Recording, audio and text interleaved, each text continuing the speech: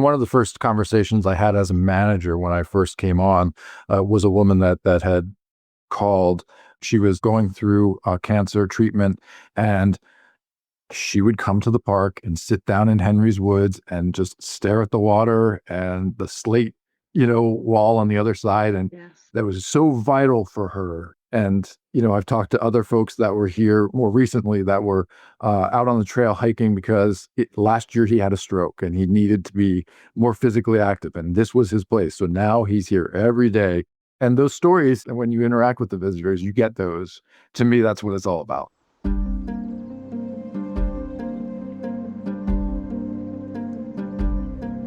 Imagine a place where stress fades, fresh air fills your lungs, and adventure awaits around every corner. Welcome to Think Outside, the podcast that inspires you to explore, connect, and embrace the outdoors.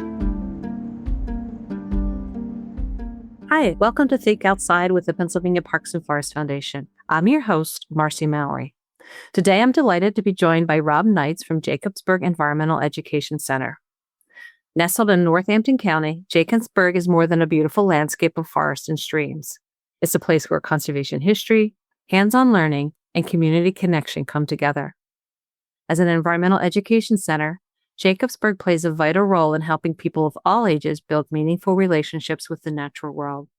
Rob, thank you so much for joining us. Thank you. Rob, for listeners who may not know Jacobsburg Environmental Education Center, can you give us a snapshot of what makes this place unique within the Pennsylvania's public land system?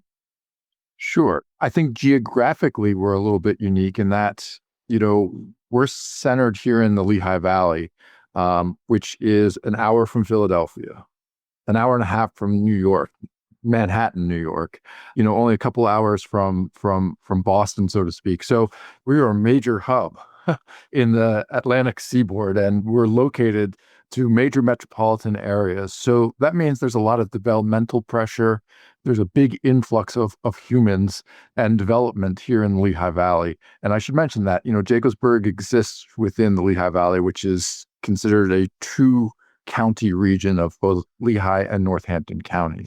As such, we are the only state park within those two counties. We're also 2 miles from the Kittatinny Ridge as the bird flies. So being a state park, we play a pretty big role in bird migration, providing a nice big green spot for birds to stop and rest and refuel before they continue on their way. Well, how large of a landscape is the center? Sure, we're 1,168 acres, so we're just under 1,200 acres.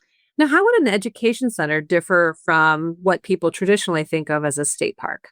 What most people think of when they think of a state park, they think of camping, they think of overnight accommodations, and we really don't have that. Our resources are really dedicated to that cause of environmental education. Our mission is to work with school groups, to work with civic organizations, to work with teachers doing professional development. We are a day-use facility. To clarify, though, do I need to be with a school group or a teacher in order to visit the center? Yeah, no. So that's I'm glad you asked that. No. But what I would say is we from a staff and programming perspective, that's really where our mission lies. We are used heavily as let's say a standard state park for outdoor recreation. So we have people that come horseback riding. We've got substantial mountain biking, and a lot of people getting their daily walk and run in, or their dog walk as it is. So no, we're open for outdoor recreation. We're open for anyone to come and utilize the park's resources. And by day use, can we define that for the listener? Sure. Yeah. So day use typically means we're open from dawn to dusk. So that may change because dawn and dusk changes throughout the year. I'm glad the days are getting longer myself. Me too. Absolutely. Yes. Need more sunlight. So is there a particular moment or story that really captures why this place matters? There's a lot of different stories. There's no one particular story that I really sort of bring to the forefront. It's more for me a collection of interactions and connections with visitors and their stories. As the park manager, a lot of my day deals with emails and budgets and, paperwork and administrative stuff, not the fun stuff, that people think about, like, oh, you must be out on the trails all day and, hiking all day and have it, a lot of, as the manager, my role is largely administrative. But when I do get out into the park and I get to visit with, talk with the visitors, it's their stories that really drive home the mission and what it is that state parks is all about. And those stories range from someone just needing to get away from it all. And Jacobsburg serves as that place for them to just find some peace and some grace. Other people are there and they're utilizing the parks and hiking as their form of recovery, whether it's from substance abuse, whether it's from a medical issue, whether it's mental health. They're utilizing the park, and it's become a part of who they are, and they really are so attached to the daily routine of coming to the park, getting in their hike, getting in their walk, getting in their run, or just being. And for me, that's really at the heart of what we do, which is providing those opportunities for people to connect and utilize the park in that way. And so it's those stories that really drive home the importance of the role that state parks and environmental education centers serve. Yeah, as you're talking, I had a little flashback to a time when I visited the park and sitting beside the waterway and just, the feeling of peace that I was enveloped with.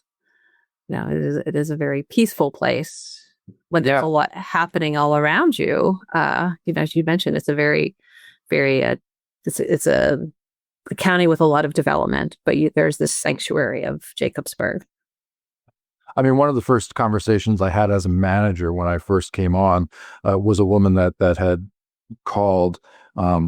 She was concerned. She was a cancer survivor or going through cancer treatment, and she would come to the park and sit down in Henry's Woods and just stare at the water and the slate, wall on the other side. And it was that was so vital for her. And she had some concerns about, being able to continue to get to that spot. And, I've talked to other folks that were here more recently that were out on the trail hiking because last year he had a stroke and he needed to be more physically active. And this was his place. So now he's here every day, doing 2 to 3 miles every day. And those stories, when you interact with the visitors, you get those. To me, that's what it's all about. Yeah. Yeah. That's so critical. That's so critical. Jacobsburg is hanging up on my wall right now. It's February month in our state park calendar, and there's a picture of a historic structure. So you do have history there as well, not just natural history, but cultural history. Can you talk a few minutes about that? Sure. Yeah. So the Henry family is what you're referring to, and that the Henry family was known for their firearms production. They created the Henry long rifle. Now, a lot of people might hear Henry rifle and they might confuse it with the more modern Henry rifle you can go buy at Cabela's. But this is a musket style flintlock rifle. A lot of people know it as the Kentucky long rifle. It's the Pennsylvania long rifle. In those circles, there's very large heated debates about its origin. That's not pertinent to the story. But the Henry were known for making the long Pennsylvania long rifle. They had contracts with the militia for the military and for the colonies from the Revolutionary War all the way through to about the Civil War.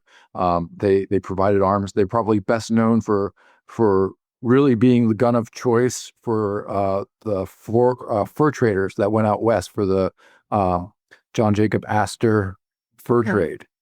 That family, they started in Lancaster once and then moved up here into the Lehigh Valley and then established themselves in Jacobsburg and then at the time Bolton. We would think of them as one geographic area at this time, but at that point in time, they were separate locations. The history of the Henry family here is really what created the land that is now known as Jacobsburg Environmental Education Center. One of the things that we talk about in the cultural history here is that we think of the Roth Rocks as big, conservationists and starting of the forestry, and there are all these sort of iconic names, but I like to say that we're the most sort of overlooked. The Henry family is overlooked for their conservation ethic. One of the Henrys, James Henry, was the first to pen legislation promoting the revegetation of watercourses throughout Pennsylvania.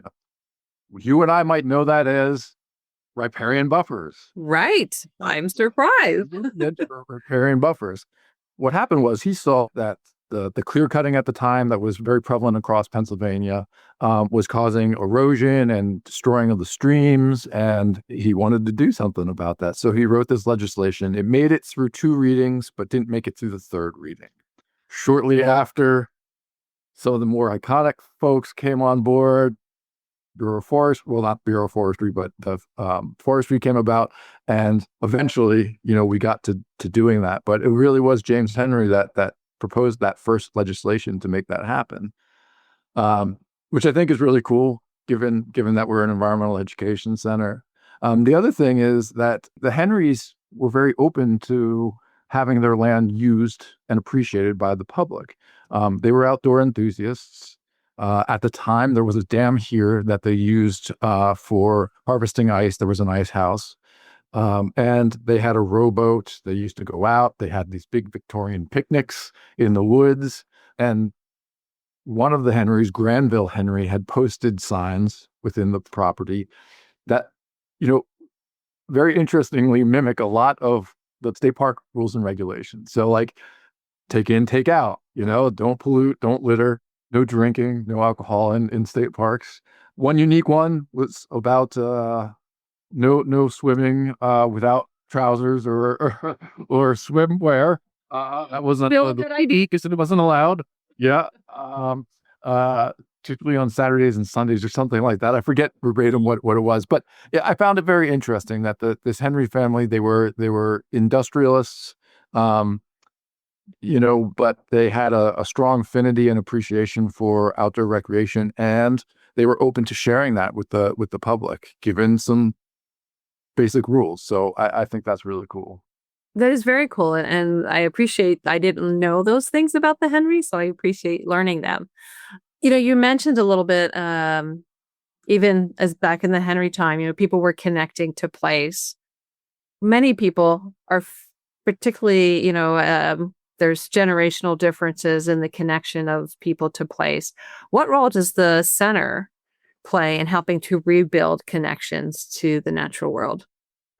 Well, we're really focused on providing opportunities for our visitors to connect. Being that we're not a standard state park, we don't have overnight accommodations.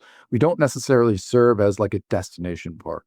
There aren't people that are taking a week-long vacation to come to Jacobsburg, unless they're coming here to get their PPFF state park passport punched. But other than that, yeah, and we get a lot of those folks. But we're not really what we call a destination. So we're utilized regularly by a lot of our locals, and then on the weekends, people may be coming from a little bit further out to visit the park because they've heard about it or just are out on an adventure. But we really try and create opportunities for people to connect to the resource. That's through programming and through our volunteer program. So one of the things that we're really trying to do is offer opportunities for people and families to volunteer with us. And we've got a number of programs that do that. We have a sort of pretty tight-knit group of folks that come here once a week called the Weekly Weeders, and they come and help us with our native plants and native gardens that we have here. We've got volunteers that do anything from, litter pickup to then helping us with programming. So, we have a couple volunteers that started out just doing that. Like they were coming here, hiking trails, hiking the roads, doing litter cleanup. And as we got to know them and they attended our programs and became more and more interested, they had some knowledge and background that they were fully capable of sharing, and we've now integrated them into some of our programming. So while my staff might not be available on a particular day to offer additional programming, we have some volunteers that are very strong in various backgrounds, and they like to share those opportunities. So we have volunteers through that. We're engaged in a lot of community science. So right now we have our Project Feeder Walk volunteers. So they come and spend some time watching our feeders and recording that data that we then submit to Cornell. And so we're creating those opportunities. We also have a monthly guided hike where anyone can sign up to come and go on a guided hike with one of our staff, explore the park in that sense. And then obviously our public programming provides plenty of opportunities to connect to the resource with a guided program from some of our staff. So we're really trying to create opportunities for people to connect either through programming or through volunteering here at the park. And what we find is it starts to create this little bit of community that a lot of people need. And so we see a lot of our retired folks as volunteers, active volunteers, because they come, they've got a network of friends that are also volunteering, and it's a great way for them to have an additional community outside of what they may have had during the work days.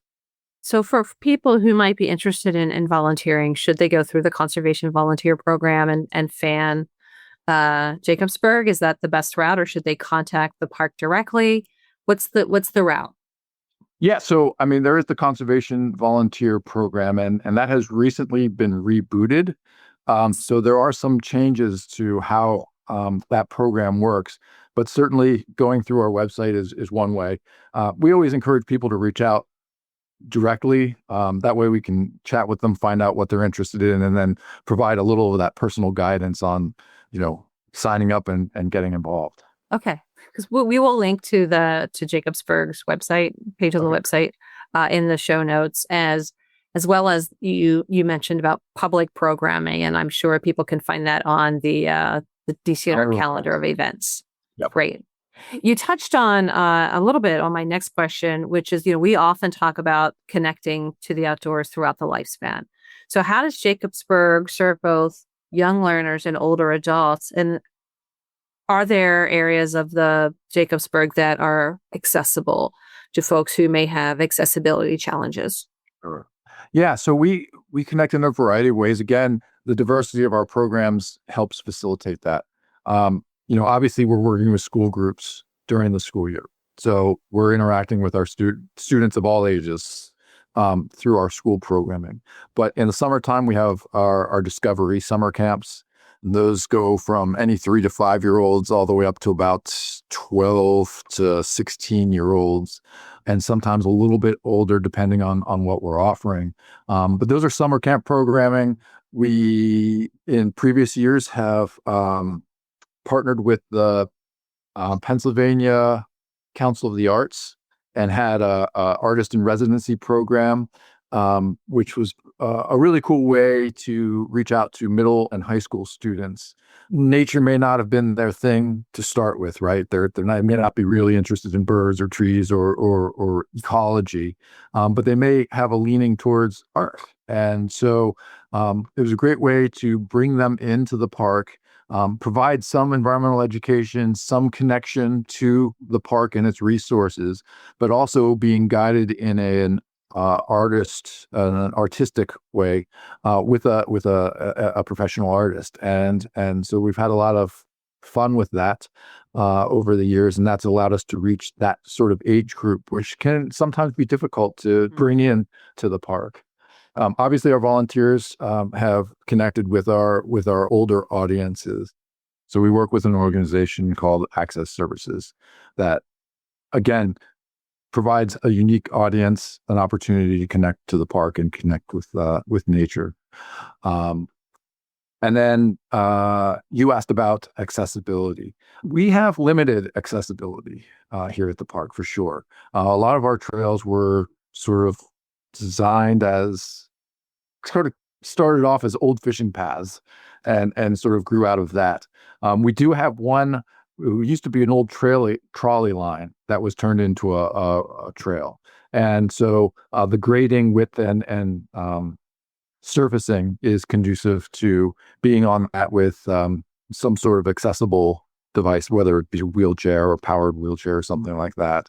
But a lot of our trails and resources are, at least on the outside, are not very easily covered by people that have challenges with mobility. Is the building open to the public, the visitors? Absolutely, yeah. So the building's open, and absolutely, yeah, it's accessible. We have elevators here to get you upstairs. Most of the things to see here are on the first floor anyway, but yeah, we're fully accessible as terms of the visitor center goes. We also have for public programming, we've got some listening devices, some microphones, wireless microphones, and earpieces. So folks that may be a little bit harder of hearing when we have a presenter or we have a program indoors, we ask our presenters to wear a microphone, and then they can hear it. Oh, that's great. Through their earpiece. Yeah. Excellent. And what types of things would people find in the visitor center? So we have some pretty low-tech interpretive exhibits here, some things to read, some exhibits to read about. One about the sort of the natural world and the natural resources, and the other is about our history and cultural resources. So they can read and learn more about the Henry family. They can read about the various natural resources that we have, some of the challenges that we face with invasive species and how we're working to address those. So that's primarily what's here. And then we have some really cool wood carved birds.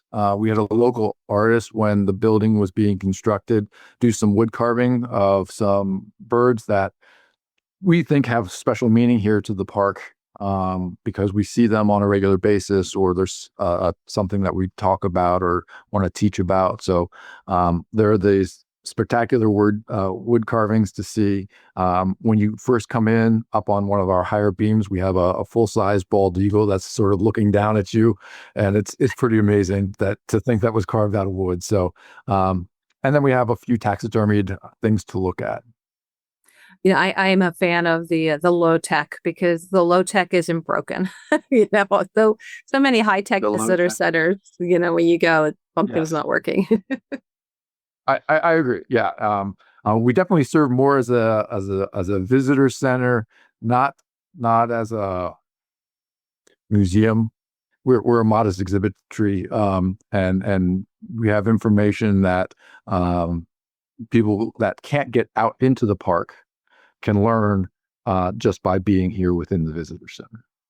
And it sounds like the visitor center would be a great place for a new visitor to Jacobsburg to stop, just to get a little orientation, to get a little history, so that, it could enhance their experience once they go out and, maybe you said you had equestrian trails, mountain biking, walking trails. Sure. So, do stop in. And if the visitor center is closed, are there maps or other information available to a new visitor to help them orient themselves to place?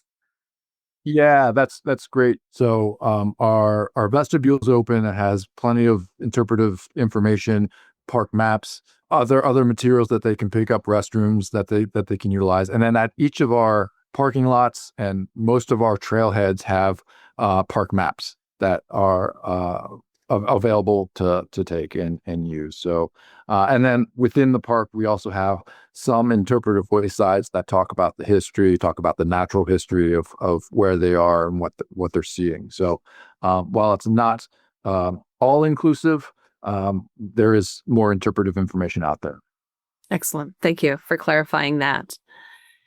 You mentioned that you have some partnerships and you utilize volunteers. How else is the community engaged in what you're doing there at Jacobsburg? Back to your first question, one of the unique things about Jacobsburg is that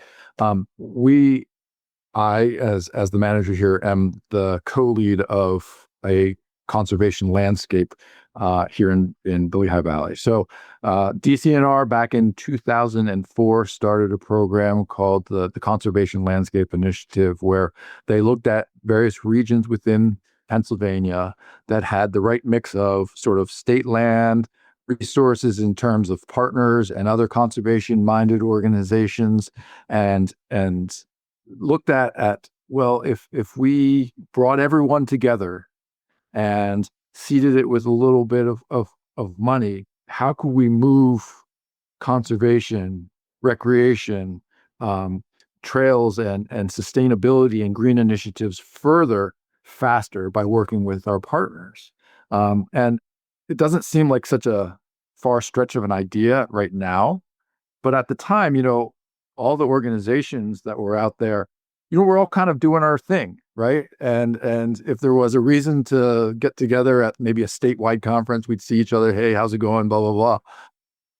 But the Conservation Landscape program made it a priority to bring everyone together at the table and say, hey, we're all in this world, working in sort of the same world, but we're all going in different directions. If we can all get together and agree on certain things that we want to achieve in our landscape, maybe we can get there a little bit further, a little bit faster. And so the Lehigh Valley Greenways conservation landscape grew up around the idea of huge development happening, developmental pressure from housing developments at the time.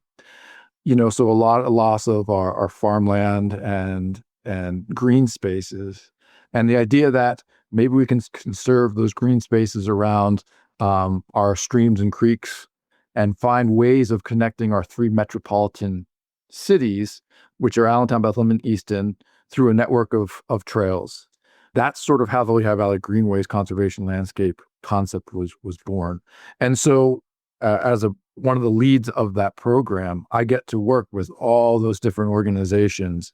And for me, it's a great way to look outside of Jacobsburg itself, to see the network of green that we have within the Lehigh Valley, and to make positive changes. We talked about, those connections, those stories, right? And how important that is, right? But so now I'm able to help facilitate that story across the Lehigh Valley, not just here at Jacobsburg, right? So we're building parks and preserves, and we're connecting those green spaces to these metropolitan areas and providing opportunities for, people to access the green spaces wherever they are, so that they can have those moments of peace, in nature across the Lehigh Valley. And to me, that's really big. I'm a lifelong resident of the Lehigh Valley, so it's very, very important to me, the work that we're doing here, because it's bigger than just Jacobsburg. It's across the valley, and I'm proud of our community. It really is. And I will link to the conservation landscape website. But you also touch on an important thing, and that is that you mentioned that Jacobsburg isn't necessarily a destination, but the Lehigh Valley is a destination, and there's a lot of things to do. So visiting Jacobsburg is one thing that you could do, or you could be on the Delaware and Lehigh, right, canal, the Greenways. There's Greenways. There are museums. Yes. There's a lot of things that would keep you as a visitor in the area. So make it a destination if you're not from the Lehigh Valley, and you'll be amazed with all the opportunities that you have to engage. Yeah, we say we're in the quality of life business, and I think we've demonstrated time and again that the idea of sustainability, green infrastructure, trails, and recreation are not counter to economic development. In fact, they're the seeds of it, in my mind. Time and time again, we've got towns that have shown, you put a little investment into a trail that runs through your town. Next thing you know, you've got a bike shop. Next thing you know, you've got a coffee shop. Next thing you've got a brewery. And I say, if you have those three things, you've got the seed for success in your community. You got a trail, a place to get coffee, and a place to have a beer. You're off and running. And the chances of your town blossoming from that are very high.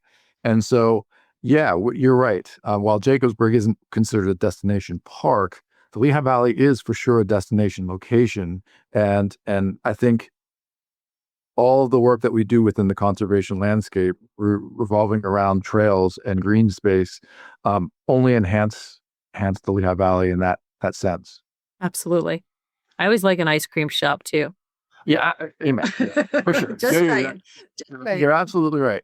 Well, so let me tell you this anecdote. So it is not about ice cream, but the borough of Hellertown, which is just sort of on the south side of the city of Bethlehem, they have a trail that comes through, and it's the Saucon Rail Trail.